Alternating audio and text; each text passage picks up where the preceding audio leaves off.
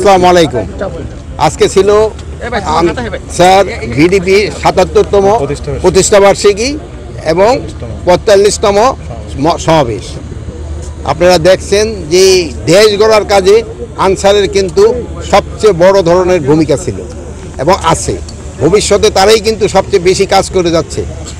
গ্রামে গঞ্জে সব জায়গায় কিন্তু তারা আছেন এবং তারা আইন শৃঙ্খলা সাথে সাথে দেশের বিভিন্ন উন্নয়নমূলক কাজে তারা অংশগ্রহণ করতেছে এবং দেশের জন্য অনেক কাজও করে। এবং দেখলেন সে সময় যেসব অনেক কিছু খালি হয়ে গেছিল, কিন্তু আনসাররা কিন্তু তার দায়িত্ব যেসব জায়গায় ছিল তারা কিন্তু তাদের প্লেস কোথাও ছাড়ে নাই।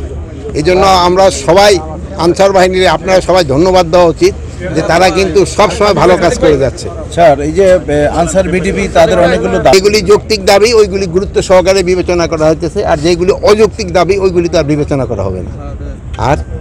আর এই যে সমসাময়িক যে বিষয়টা আমাদের ডেভিল হ্যান্ড আপনারা কতটুকু কাটে, এটা যদি না হয় সেজন্য আরো কোনো বড় ধরনের পদক্ষেপ আপনি যাবেন? আরেকটা বিষয় দেখি ডেভিল হ্যান্ড কতটুকু কার্যকরী হচ্ছে।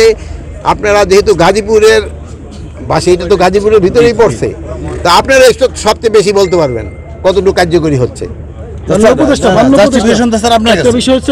আপনারা তো পুরাটা আমাদের জানাইলে তো আমি আবার মাননীয় দর্শক হিসেবে বলা হচ্ছিল যে অভিযানে যারা অস্ত্রধারী তাদেরকে গ্রেপ্তার করা হবে, কিন্তু আমরা কোনো অস্ত্র ধরে ঘটনায় এখন অল্প অস্ত্র যত পরিমাণ আপনারা আশা করছিলাম অতগুলি হয় নাই, বাট আস্তে আস্তে হয়তো উদ্ধার হবে।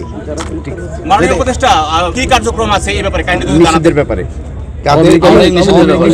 আওয়ামী লীগের নিষিদ্ধের ব্যাপারে এখন পর্যন্ত কোনো ডিসিশন আমি অবশ্য জানি না এই ব্যাপারে, যেহেতু এই ব্যাপারে আমি কমেন্টও করতে চাই না। যতদিন পর্যন্ত ডেভিলটা থাকবে।